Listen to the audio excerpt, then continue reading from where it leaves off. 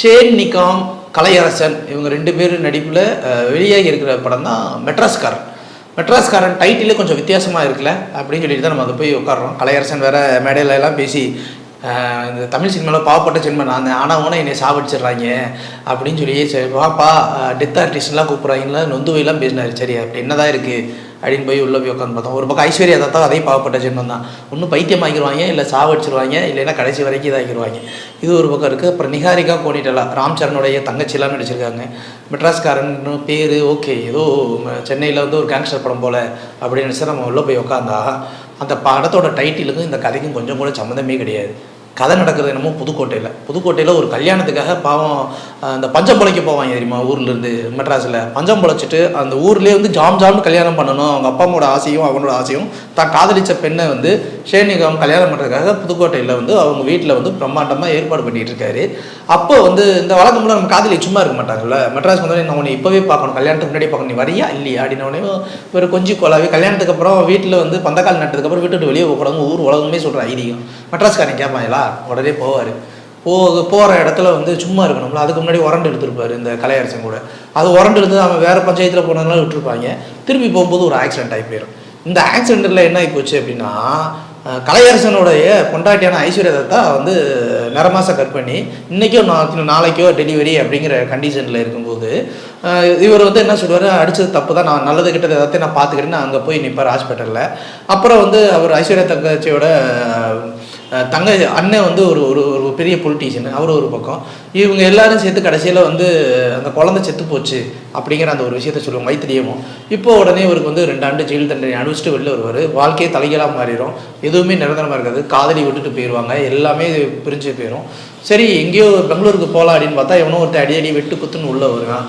இது யார் எதுக்கு என்ன கொலை பண்ண வரான் ஏன் அப்படின்னு சொல்லிட்டு இவர் அதுக்கடுத்து பழி வாங்குற இடத்துக்காக அங்கே போகும்போது தான் ஒவ்வொரு விஷயமும் நடக்கும், ஒவ்வொரு முடிச்சுகளாக வரும், என்ன நடந்துச்சு அந்த விபத்தின் போது அப்படிங்கிறத ஒரு விஷயத்தை தான் சொல்லியிருப்பாங்க. இது தேடி கண்டடைகிற ஒரு விஷயம் சொல்லுவாங்க. பொதுவாகவே ஒரு மனிதன் குற்ற உணர்ச்சியில் துடிப்பான் தெரியுங்களா. எப்போவுமே அடிக்கடி வந்து நானுமே சிலருமே சொல்கிறது உண்டு, ஒரு மனிதன் எவ்வளோ சம்பாதிச்சான், எவ்வளோ பேர் போல சம்பாதிச்சான் அப்படிங்கிறதெல்லாம் அடுத்த ஒரு விஷயம். குற்ற உணர்ச்சி இல்லாமல் அவன் எப்படி நிம்மதியாக இருந்தான், சாகும்போது கடைசி வரைக்கும் எந்த ஒரு குற்ற உணர்ச்சி இல்லாமல் இருந்தானா அப்படிங்கிறத ரொம்ப முக்கியம் அப்படின்னு நம்ம அடிக்கடி சொல்கிறது உண்டு. இந்த படமும் அதை தான் சொல்லுது. ஒரு குழந்தைய கொன்ற அந்த குற்ற உணர்ச்சியில் வந்து அந்த மனிதனுடைய வாழ்க்கை எப்படிலாம் பிறண்டு போய் நிற்கிது, தலைகீழாக நிற்கிது அப்படிங்கிற ஒரு விஷயம். பழிவாங்குதல் வந்து எல்லாருக்குமே உள்ள உணர்வு தான், கோவப்படுறது எல்லாருக்குமே உள்ள உணர்வு தான், ஏமாத்துறது எல்லாமே ஒரு உணர்வு தான். ஆனால் செய்யாத தப்புக்காக ஒரு குற்ற உணர்ச்சியோட ஒருத்தர் சுற்றுறது, அந்த குற்ற உணர்ச்சிக்கு காரணம் நான் கிடையாது, ஏதோ ஒரு தப்பு அப்படின்னு கண்டுபிடிச்சு அதுக்கப்புறம் அவனை போய் பழிவாங்க போகும்போது அப்போ வந்து ஒரு விஷயம் தெரியும் போது அந்த இடத்துல வந்து அவ்வளோ கொலவெறி தாக்குதல் பண்ணாலும் எல்லாத்தையும் போ மன்னிச்சு விட்டுறேன் அப்படின்னு ஒரு விஷயம் சொல்கிறான் பார்த்தீங்களா. அதான் கடவுள்னு சொல்லுவாங்க. எவ்வளோதான் பெரிய குற்றம் நடந்தாலும், எவ்வளோதான் பிரச்சனைகள் வந்தாலும், எவ்வளோதான் வலிகளையும் வேதனையும் தாங்கிட்டு இருந்தாலும், நம்மளை சுற்றி அவ்வளோ அவச்சொல்கள் வந்தாலும் அதையும் தாண்டி அந்த இடத்துல எல்லாத்தையும் தூக்கி போட்டு போ மன்னிச்சு விட்டுறேன் அப்படின்னு சொல்லிட்டு அந்த இடத்துல நல்லா விட்டுட்டு போகிறான் பார்த்தீங்களா. அவன் தான் உண்மையிலே வந்து மனிதன். இந்த ஒரு மனிதத்தை பற்றி பேசுகிறது தான் இந்த மெட்ராஸ்காரன் படம். இந்த கதையில் நம்ம முக்கியமான பார்த்த ஒரு விஷயம் இதுதான். ஸோ இந்த ஒரு விஷயம்தான் இந்த லைனாக இருக்குது. இது தின் லைன் தான். ஃபஸ்ட் ஹாஃப்லாம் போன வேகம் தெரியல, டப்புன்னு போச்சு. செகண்ட் ஹாஃப் கொஞ்சம் சுத்த விட்டுவாங்க, நம்மளை சுத்த விட்டதுக்கு ஆச்சு. சாம்சங் ஹியர்ஸோட பின்னணி இசை வந்து இந்த படத்துக்கு ஒரு கூடுதல் பலங்க.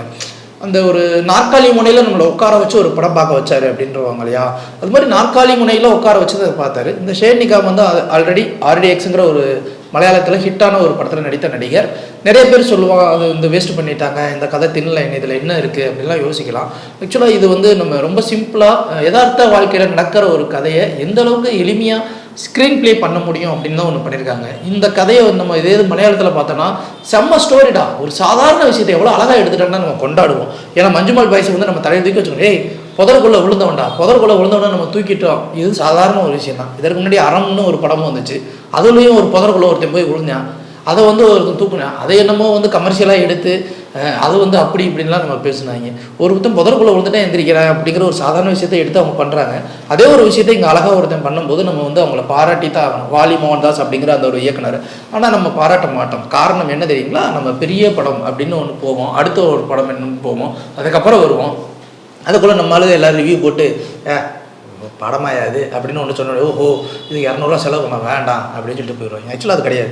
மெட்ராஸ்காரன் அந்த டைட்டிலில் என்னை பொறுத்த வரைக்கும் தப்பாக தெரிஞ்சே தவிர ஏன்னா அது மலையாளக்காரன் வச்சுருந்தா என்ன கரெக்டாக இருந்திருக்கும். நிறைய இடங்களில் வந்து அவர் மலையாளத்தில் தான் பேசுகிறார், முன்ன முழுசாக தமிழ் வரல பாவத்துக்கு. இது எல்லாத்தையும் விட்டுட்டு அவர் அந்த கதைக்குள்ளே ஒரு ட்ராவல் பண்ண ஒரு விஷயம் இருக்கு இல்லையா, அந்த ட்ராவல் பண்ண ஒரு விஷயம் வந்து ரொம்ப ரொம்ப அழகாக இருந்துச்சு. இந்த ஸ்க்ரீன் பிளேயும் ரொம்ப அழகாக இருந்துச்சு, ரொம்ப ப்ரில்லியண்ட்டாக இருந்துச்சு அப்படின்னு சொல்லலாம். இது ஒரு நல்ல படம். அது மக்கள் வந்து இந்த மாதிரியான படங்களை வந்து கொஞ்சமாவது கொண்டாடுனாங்கன்னா நல்லாயிருக்கும். இல்லை அப்படின்னா இந்த படத்தை இப்போ கொண்டாட மாட்டோம் அப்படின்னு சொல்லி விட்டுட்டாங்கன்னா அடுத்து ஓடிடிக்கு வந்ததுக்கப்புறம் நல்ல படத்தை நாங்கள் மிஸ் பண்ணிட்டோம் அப்படின்னு சொல்லிட்டு அதுக்கப்புறம் வருத்தப்பட்டு ஒரு பைசாவும் பிரயோஜனம் கிடையாது. அது மாதிரி வேணா அந்த மெட்ராஸ்காரன் படம் வந்து சேருமோ அப்படின்னா எனக்கு சந்தேகமாக இருக்குது. லைக், ஷேர் அண்ட் சப்ஸ்கிரைப் பண்ணாதவங்க இப்பவே சப்ஸ்கிரைப் பண்ணிருங்க. எங்களோட அப்டேட்ஸ் உங்களுக்கு வரணும்னா பெல் பட்டனை பிரஸ் பண்ணுங்க.